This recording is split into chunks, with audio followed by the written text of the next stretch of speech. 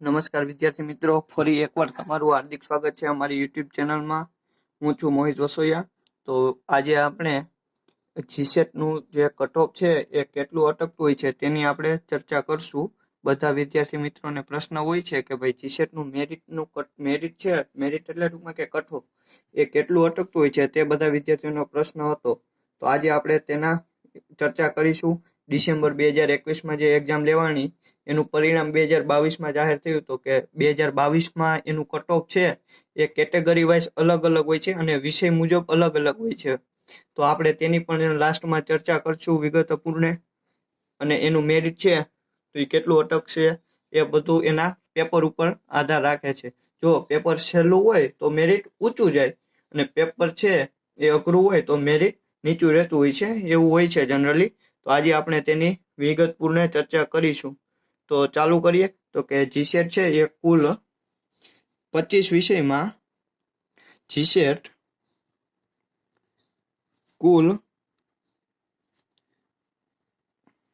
અલગ અલગ 25 વિષયમાં પરીક્ષા લે છે. તો કે જીસેટ છે, જીસેટ એટલે કે MSU વડોદરા વાળા એનું હેન્ડલિંગ કરે. તો એ જીસેટ કુલ અલગ અલગ 25 વિષયમાં પરીક્ષા લે.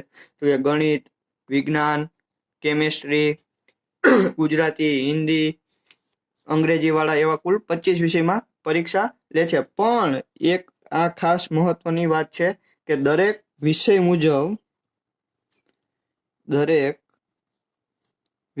મુજબ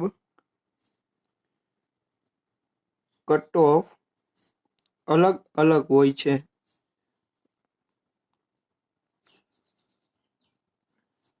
એટલે કે દરેક વિષય મુજબ કટ ઓફ અલગ અલગ હોય. ધારો કે કોઈ લાઈફ સાયન્સ વાળા હોય તો એનું મેરિટ અલગ હોય, મેથેમેટિકલ સાયન્સ વાળા હોય તો એનું મેરિટ અલગ હોય. એમાં પણ પાછી કેટેગરી હોય. કેટેગરી વાઇઝ મેરિટ અટકતું હોય છે. ઓપન કેટેગરી વાળા હોય, કોઈ એસીબીસી વાળા હોય, SC ST વાળા તો એ પણ અલગ અલગ અટકતું હોય છે. એની આપણે વિગતે ચર્ચા કરીશું. પણ દરેક વિષયની ગણતરી કઈ રીતે? પણ દરેક વિષયની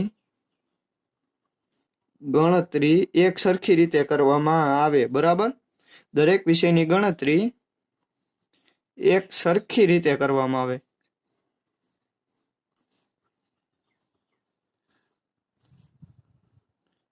દરેક વિષયની ગણતરી એક સરખી રીતે કરવામાં આવે છે. તો વિદ્યાર્થી મિત્રો, તમને પ્રશ્ન છે તો એ કઈ રીતે કરવામાં આવે?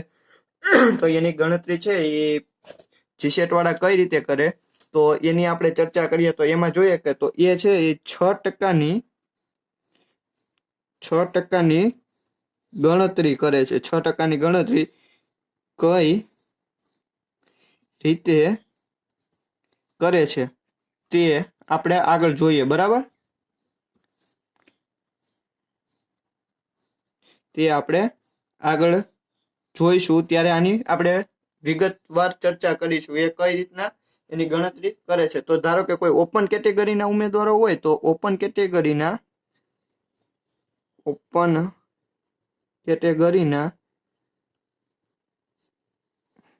ઉમેદવાર માટે 40% ગુણ જરૂરી છે. તો કે કોઈ ઓપન કેટેગરીના ઉમેદવારો હોય તો એના માટે 40% ગુણ જરૂરી છે. અને જો કોઈ EWS, OBC, SC ST કેટેગરીના ઉમેદવાર માટે 35% ગુણ જરૂરી છે. એટલે કે કોઈ ઓપન કેટેગરીનો ઉમેદવાર હોય તો એના માટે 40% ગુણ જરૂરી છે. અને કોઈ વિદ્યાર્થી મિત્રો EWS, OBC, SC ST વાળા હોય તો એના માટે 35% ગુણની જરૂરી છે. તો આપણે એની ચર્ચા કરીએ. તો કે એમાં પેલા જોઈએ તો કે પેપર 1 અને પેપર 2. પછી તો કે પાસ થવા માટે લાવવા પડતા ગુણ અને સાચા જવાબ ટીક કરવા પડે તો કે કેટલા ઓછામાં ઓછા. આની આપણે ચર્ચા કરીએ તો કે આપણે વાત થઈ ગઈ તો કે જીસેટ છે 2 પેપર હોય છે. એમાં જે પહેલું પેપર હોય છે એ પેપર જનરલ હોય છે, એટલે કે એ પેપર બધાને સરખું જ આવતું હોય છે, બરાબર. તો એ કેટલા માર્કનું હોય તો કે એ હોય છે 100 માર્કનું. તો કે કેટલા ટકા ગુણની જરૂર પડે તો કે 40%. તો ગુણની જરૂર પડે તો કે 40%. તો કે કોના તો કે 100 ના 40%, એટલે કે 100 ના 40% એટલે કેટલા થાય તો કે 100. પછી જો ના નો ની ના હોય તો એનો મતલબ થાય ગુણાકાર 40%. ની નિશાની આપણે દૂર કરીએ તો છેદમાં કેટલા આવે 100. તો આ 100 કેન્સલ થઈ જાય તો કેટલા 40. તો કેટલા માર્કની જરૂર પડે 40. તો કેટલામાંથી 100 માંથી. પછી બીજું જે પેપર હોય છે વિદ્યાર્થી મિત્રો એ હોય છે 200 માર્કનું, બરાબર. તો કે 200 તો 40%. તો કે કોના તો કે 200 ના 40%. તો કે 200 ના 40% એટલે 200. જો નો ની નું ના હોય તો એનો મતલબ થાય ગુણાકાર, બરાબર. તો ગુણાકાર ની નિશાની 40%. તો ટકાની નિશાની દૂર કરીએ તો છેદમાં કેટલા આવે 100. તો આ મીંડું આ બે કેન્સલ થઈ જાય તો 40 ને 80. તો કેટલા તો કે આ પેપર હોય જે બીજું પેપર હોય છે કેટલા માર્કનું હોય છે 80 માર્કનું. તો કેટલામાંથી તો 200 માંથી 80 માર્ક તમારે આવવા જરૂરી છે, અને પેલા પેપરમાં 100 માંથી 40 માર્ક તમારે આવવા જરૂરી છે. તો તમારે 40 માર્ક લાવવા હોય તો તમારે ઓછામાં ઓછા 20 MCQ ટીક કરવા પડે, કારણ કે એક કેટલામાંથી તો કે 50 માંથી, અને અહીંયા તો કે 40 MCQ ટીક કરવા પડે કેટલામાંથી તો કે 100 માંથી. શું કામ અહીંયા 100 અને અહીંયા 50 તો કે 50 MCQ હોય અને એક MCQ નો 2 માર્ક હોય એટલે 100 માર્ક થઈ ગયા. તો તમારે ઓછામાં ઓછા 20 ટીક કરો એટલે 20 ગુણ્યા 2 એટલે 40 થઈ ગયા, અને અહીંયા 40 ગુણ્યા 2 એટલે કેટલા 80, બરાબર. તો તમારે ઓછામાં ઓછા પેપર 1 માં 40 માર્ક આવવા જોઈએ અને પેપર 2 માં ઓછામાં ઓછા 80 માર્ક આવવા જોઈએ. તો ટોટલ આપણે જોઈએ કે ટોટલ આ બેનો સરવાળો કરો જોઈએ એટલે 80 ને 40 કેટલા 120, અને આ માર્કનો સરવાળો 300, બરાબર. તો તમારે ઓપન કેટેગરીના કોઈ ઉમેદવાર હોય એને ઓછામાં ઓછા 120 માર્ક આવવા જોઈએ, તો એ એવું કહેવાય કે જીસેટની એક્ઝામમાં ક્વોલિફાઈ છે. પછી આપણે આગળ જોશું કે 6%ની ગણતરી કઈ રીતે થાય છે. તો તમારે ઓપન કેટેગરીના ઉમેદવાર હોય તો એને ઓછામાં ઓછા 120 માર્ક આવવા જોઈએ, કેટલામાંથી 300 માંથી. પછી જો કોઈ વિદ્યાર્થીને પેપર 1 માં ધારો કે 30 માર્ક આવ્યા હોય અને આ પેપર 2 માં કોઈ વિદ્યાર્થીને 90 માર્ક આવ્યા હોય, બરાબર.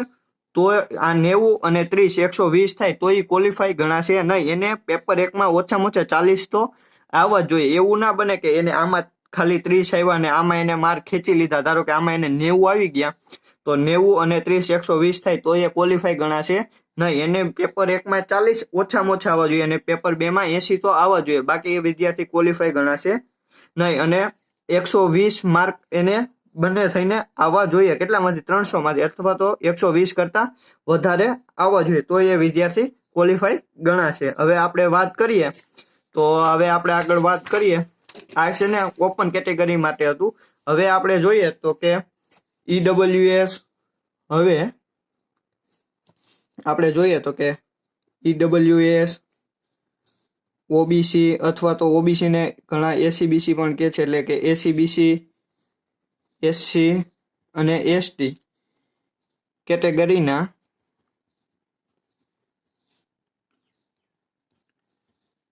ઉમેદવાર માટે કેટલા 35% ગુણ જરૂરી છે. જેમ આપણે આગળ જોયું એમ જ, તો એમાંય પેપર અહીંયા આવશે, પછી અહીંયા આવશે પાસ થવા માટે લાવવા પડતા ગુણ, અથવા તો આપણે ગુણમાં વાત કરીએ અને ટકામાં વાત કરીએ તો એ પણ જોઈએ. અને અહીંયા એવું લખાય કે ઓછામાં ઓછા ટીક કરવા પડતા સાચા જવાબ. તો આપણે અહીંયા જોઈએ તો કે પેપર 1, તો પેપર 1 હોય એ પેપર બધાને કેવું આવશે? જનરલ પેપર, એટલે કે બધાને સરખું જ હશે. એ આપણે આગળ ચર્ચા કરી ગયા. તો હવે અહીંયા જોઈએ તો આમાં કેટલા માર્કની એને જરૂર પડે? 35, બરાબર. તો કે 35%, તો કે કેના? તો કે 100 ના 35%. તો આને કેમ લખાય? વચ્ચે નો ની નું ના હોય તો એને ગુણાકાર લખાય. તો કે 100 ના 35% ની નિશાની દૂર કરીએ તો છેદમાં કેટલા આવે? 100. તો આ બે કેન્સલ. તો અહીંયા કેટલા વધે? 35. પણ કેટલા માર્કનું પેપર હોય? તો કે 100. આને એવું લખાય. તો એને ઓછામાં ઓછા કેટલા ટીક કરવા પડે? 18. કેટલા MCQ હોય? તો કે 50. આને એવું બોલાય કે 50 માંથી 18. તો કે પેપર 1 હોય તો કોઈ EWS, OBC અથવા તો ACBC, SC/ST ના કેટેગરીના ઉમેદવાર હોય તો કે એને પેપર 1 માં 35 માર્ક તો આવવા જરૂરી જ છે, બરાબર. અને પેપર 2 ની વાત કરીએ તો પેપર 2 માં 200 માર્કનું પેપર હોય. 200 ના 35%. તો અહીંયા 200 ના એટલે કે ના એટલે શું થાય? ગુણાકાર, બરાબર. નો ની નું ના એટલે થાય ગુણાકાર. કેટલા? 35%. ની નિશાની દૂર કરીએ તો છેદમાં કેટલા આવે? 100. તો આ બંને કેન્સલ. તો અહીંયા કેટલા આવે? 35 2 ને 70. અહીંયા કેટલા માર્કનું પેપર હોય? 200, બરાબર. તો એને ઓછામાં ઓછા કેટલા ટીક કરવા પડે? 35. કેટલા MCQ હોય? તો કે 100. તો આને શું વચ્ચે? 100 માંથી 35.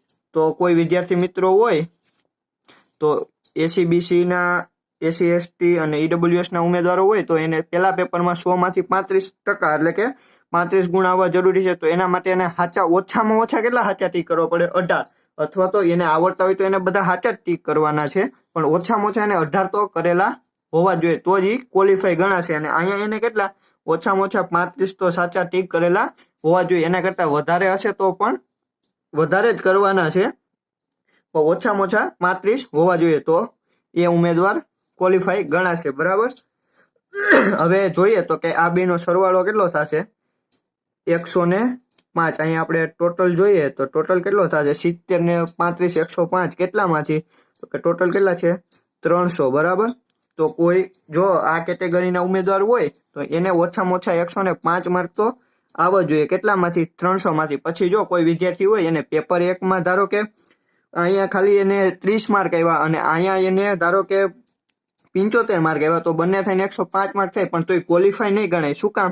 કારણ કે એને પેપર 1 માં ઓછામાં ઓછા 35 તો આવવા જ જોઈએ, અને પેપર 2 માં એને ઓછામાં ઓછા 70 તો આવવા જોઈએ. ધારો કોઈ ઉમેદવાર હોય એને બીજા પેપરમાં ધારો કે 80 માર્ક આવી ગયા અને પેપર 1 માં 25 જ આવ્યા, તો 105 માર્ક તો થઈ જાય, પણ એ ક્વોલિફાય ગણાશે નહીં, બરાબર. એને ઓછામાં ઓછા 35 અને આમાં 70 આવવા જોઈએ, બરાબર. હવે આપણે આગળ જોઈએ ભાઈ, જીસેટ વાળા છે એ 6%ની ગણતરી કઈ રીતે કરે? આપણે જે આગળ વાત કરી ને કે ભાઈ જીસેટ વાળા છે, અહીંયા આપણે આગળ વાત કરી કે જીસેટ વાળા છે, આપણે આગળ જોયું ને કે 6%ની ગણતરી કઈ રીતે કરે, તો આપણે હવે એની ચર્ચા કરીએ, બરોબર. તો કે ધારો કે જીસેટ વાળા 6%ની ગણતરી કઈ રીતે કરે?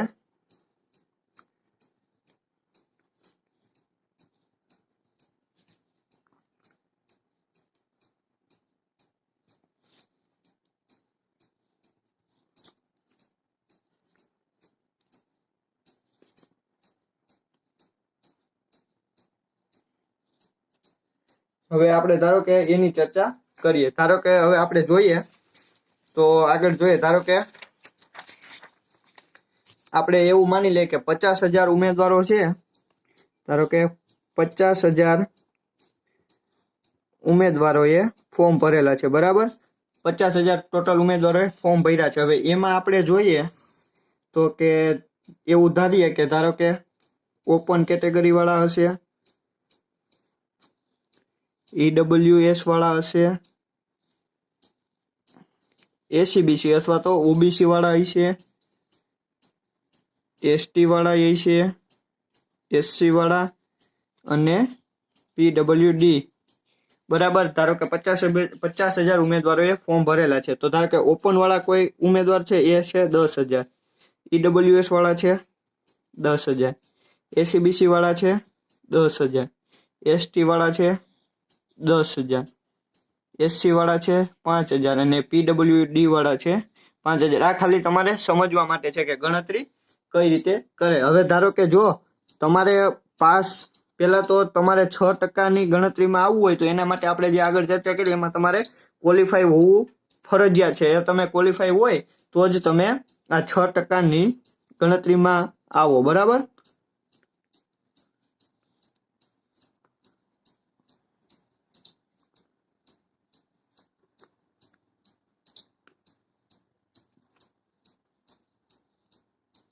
%ની ગણતરીમાં આવવા માટે તમારે પાસ થવું જરૂરી છે. બરોબર. હવે ધારો કે હવે તમે આ પાસ થઈ ગયા તો તમે 6%ની ગણતરીમાં આવશો. હવે તો કે ગણતરી કઈ રીતે કરે તો આપણે એવું ધારી લઈએ. ધારો કે આપણે આમાંથી કોઈ પણ એક કાસ્ટ લઈએ તો કે ધારો કે EWS છે તો EWS માં આપણે એવું કરીએ કે EWS કેટેગરીમાં કેટલા વિદ્યાર્થીઓ, ધારો કે 10,000 વિદ્યાર્થીઓ છે. બરાબર. EWS કેટેગરીમાં 10,000 વિદ્યાર્થીઓ ફોર્મ ભરેલા છે.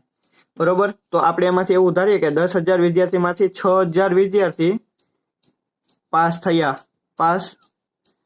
થયા છે પણ બધા વિષયના. બરાબર. બધા વિષય 25 વિષયના વિષય આવી જાય. બરાબર. એમાંથી કેટલા 6,000 વિદ્યાર્થી પાસ થયા. હવે એમાંથી આપણે જોઈએ તો કે 6,000 માંથી હવે આમાંથી આપણે કોઈ એક વિષય પકડી લઈએ. બરોબર. આપણે એવું પકડીએ કે એવો વિષય લઈએ કે ભાઈ મેથેમેટિકલ સાયન્સ લઈએ. બરાબર. તો કે 6,000 ઉમેદવાર અથવા તો વિદ્યાર્થી માંથી 700 વિદ્યાર્થી મેથેમેટિકલ સાયન્સમાં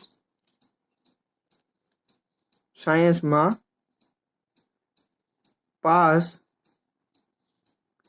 થયા છે. તો પાછા એ ખબર હોવી જોઈએ મેથેમેટિકલ સાયન્સમાં પાછા 4 સબ્જેક્ટ આવશે. એક તો આવશે ગણિત, બીજું આવશે આંકડા શાસ્ત્ર, આ ખાલી તમારે જાણ માટે છે. ત્રીજું આવશે એપ્લાઇડ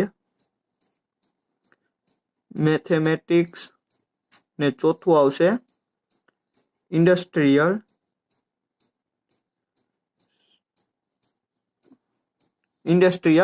મેથેમેટિક્સ. તો મેથેમેટિકલ સાયન્સમાં 4 સબ્જેક્ટ આવશે. એમાં ધારો કે 600 માંથી કેટલા 700 વિદ્યાર્થીઓ પાસ થયા છે. તો હવે તમારે શું કરવાનું તો કે 700 ના કેટલા ટકા કરશે? 700 ના 6% લેવામાં આવશે. 700 ના 6%. બરાબર. એ રીતે 6%માં કઈ રીતના ગણતરી કરે તો ધારો કે 700 ના 6% એટલે કેટલા થાય તો કે 700 ના એટલે આપણે આગળ ચર્ચા કરી ગયા કે ગુણાકાર ના નો નીના હોય એટલે એનો મતલબ થાય ગુણાકાર. ના 6% એટલે 6%ની નિશાની આપણે દૂર કરીએ તો છેદમાં કેટલા આવે 100. એટલે આ બે મીંડા કેન્સલ એટલે કેટલા 6, 7 અને 42. બરાબર. તો 42 તો કેટલા ઉમેદવાર લેવામાં આવશે? 42 ઉમેદવાર લેવામાં આવશે. બરાબર. હવે આનું હવે શું થાય 42 ઉમેદવાર જે 42 ઉમેદવાર થાય હવે એનું કટ ઓફ શું થાય તો કે હવે કટ ઓફ 12 હવે કટ ઓફ બહાર આવશે. એનું એટલે કોનું કે જે આ 42 ઉમેદવાર પાસ થયા હવે શું થાય તો કે એનું કટ ઓફ 12 આવશે. બરાબર. ધારો કે હવે એનું કટ ઓફ છે તો કે ધારો કે મેથેમેટિકલ સાયન્સ વાળા છે હજી.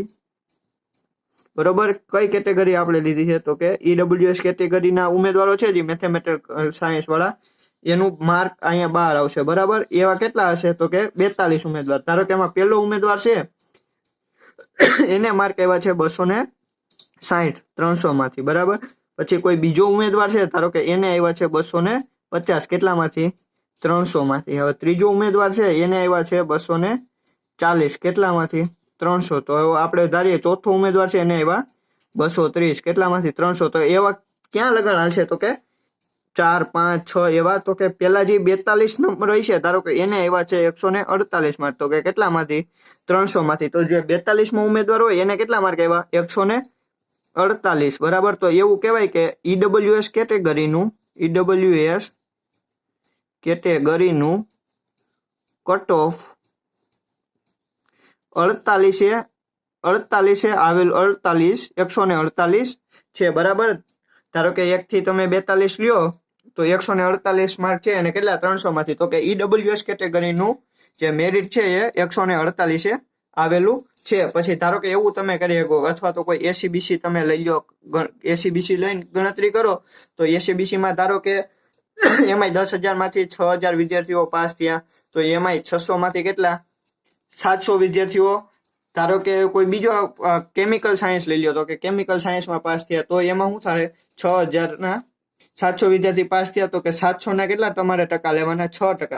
પણ એ ખાસ જોવાનું કે 6%માં તમારે આવવા માટે આપણે જે આગળ જોયું કેટેગરી વાઇઝ, એમાં જો ઓપન કેટેગરી વાળા હોય તો એને 120 માર્ક જરૂરી છે, ને ઈડબ્લ્યુએસ, એસીબીસી, એસટી, એસસી વાળા કોઈ ઉમેદવારો હોય એના માટે 105 માર્ક લાવવા જરૂરી છે, તો તમે 6%ની ગણતરીમાં આવશો, બરાબર. એટલે એ પ્રમાણે જીસેટ વાળા જે જીસેટ ની એક્ઝામ લે છે, એમએસયુ વાળા આ રીતે તે મેરિટની ગણતરી કરે છે. જોઈ લ્યો આમાં આ રીતે હોય છે. હવે આપણે આગળ ચર્ચા કરીએ કે ડિસેમ્બર 2021માં જે એક્ઝામ યોજાવાની હતી એ COVID-19 ના કારણે જાન્યુઆરીમાં 5 અથવા તો 7 જાન્યુઆરી આજુબાજુ લેવામાં આવી છે. એની એક્ઝેક્ટ ડેટ મને ખબર નથી, એટલે જે લેવામાં આવી એટલે એનું રિઝલ્ટ 2022માં આવેલું છે. તો આપણે જે 2022માં જે એનું કટ ઓફ હતું એ આપણે બધી કેટેગરી વાઇઝ આપણે જોશું. આપણે જેટલું ખબર છે એટલું આપણે એની ચર્ચા આપણે કરીએ, બરાબર. તો કે જીસેટ 2022નું કટ ઓફ 2022 એટલા માટે કારણ કે ડિસેમ્બર 2021માં એક્ઝામ હતી, અને એની એક્ઝામ કોરોનાના કારણે 2022માં જાન્યુઆરી 5 અથવા તો 7 જાન્યુઆરીમાં લેવામાં આવેલી હતી. એ મને એક્ઝેક્ટ તારીખ ખ્યાલ નથી. એટલે જ્યારે એનું રિઝલ્ટ 2022માં આવ્યું હોય, બહાર આવ્યું, એટલે આપણે તેનું જોઈએ કટ ઓફ. તો કે પહેલા આપણે જોઈએ મેથેમેટિકલ સાયન્સ, બરાબર. પેલા આપણે જોશું મેથેમેટિકલ સાયન્સ વાળાનું, પછી આપણે જોશું કેમિકલ સાયન્સ, પછી આપણે જોઈએ ફિઝિકલ સાયન્સ, પછી આપણે જોશું લાઈફ સાયન્સ, બરાબર. તો હવે આપણે કેટેગરી વાઇઝ જોઈએ તો કે મેથેમેટિકલ સાયન્સમાં પહેલા તો આપણે જોઈએ જનરલ કેટેગરી, પહેલા આપણે અહીંયા લખી નાખીએ. પછી જોઈએ ઈડબ્લ્યુએસ, પછી આપણે જોઈએ એસીબીસી, અથવા તો ઘણા વિદ્યાર્થી મિત્રો ઓબીસી પણ કે છે, એસસી ને એસટી. તો આપણે મેથેમેટિકલ સાયન્સની વાત કરીએ તો કે જનરલમાં 152 કટ ઓફ 2022માં જે આવ્યું રિઝલ્ટ એનું અટકેલું કટ ઓફ હતું, બરાબર. ઈડબ્લ્યુએસમાં જોઈએ તો ઈડબ્લ્યુએસમાં 146 રીતુ, એસીબીસીમાં 138 રીતુ, એસસી અને એસટી નો ખ્યાલ નથી. પછી આપણે કેમિકલ સાયન્સનું જોઈએ તો એનું મેરિટ જનરલનું જોઈએ તો 154 હતું. પછી ઈડબ્લ્યુએસ નું જોઈએ તો 144 હતું, એસીબીસી નું જોઈએ તો 134 હતું, એસસી નું જોઈએ તો 134, અને એસટી નું જોઈએ તો 122 હતું, બરાબર. હવે ફિઝિકલ સાયન્સની વાત કરીએ તો કે એમાં જનરલનું મેરિટ 160 હતું. પછી ઈડબ્લ્યુએસ ની વાત કરીએ તો 146 હતું. પછી એમાં એસીબીસી, એસસી અને એસટી નો ખ્યાલ નથી. પછી આપણે લાઈફ સાયન્સની વાત કરીએ તો એમાં જનરલનું મેરિટ 166 હતું, ઈડબ્લ્યુએસ નું 156 હતું, એસીબીસી નું 148 હતું, એસસી અને એસટી નો આપણે ખ્યાલ નથી, બરાબર. તો આ એના જીસેટ 2022નું જે કટ ઓફ હતું જે એ આપણે દર્શાવેલું છે. જો કોઈ વિદ્યાર્થી મિત્રોને આમાંથી ખ્યાલ હોય કે એસસી એસટી નું મેરિટ મેથેમેટિકલ સાયન્સમાં કેટલું હતું, કેમિકલ સાયન્સનું તો આપણે ખ્યાલ છે, ફિઝિકલ સાયન્સ, લાઈફ સાયન્સ, અથવા તો કોઈ એમએ વાળા હોય તો કે હિન્દી, ગુજરાતી વાળા, અંગ્રેજી વાળા, સંસ્કૃત વાળા, પછી કોઈ મનોવિજ્ઞાન વાળા, જે અલગ અલગ સમાજ વાળા, સામાજિક વિજ્ઞાન વાળા વિદ્યાર્થી મિત્રો જે આ વિડીયો જોતા હોય તો એ કોમેન્ટમાં આપનું મેરિટ જણાવવા નમ્ર વિનંતી, કે એટલે બધા બીજા વિદ્યાર્થી મિત્રોને ખ્યાલ આવે કે જનરલ, ઈડબ્લ્યુએસ, એસીબીસી અથવા તો એસસી એસટી કેટેગરી છે એનું મેરિટ કેટલું કટ ઓફ કેટલું રહેલું છે. જો આ વિડીયો તમને ગમ્યો હોય તો લાઈક કરો, શેર કરો અને સબસ્ક્રાઇબ કરવાનું ના ભૂલતા. Thank you. હવે આગળના વિડીયોમાં આપણે ચર્ચા કરીશું એના માટે તમે કમેન્ટ કરજો કે આગળનો વિડીયો આપણે કયા ટોપિક ઉપર બનાવશું. બરાબર, તો એ કમેન્ટ કરવા નમ્ર વિનંતી. Thank you.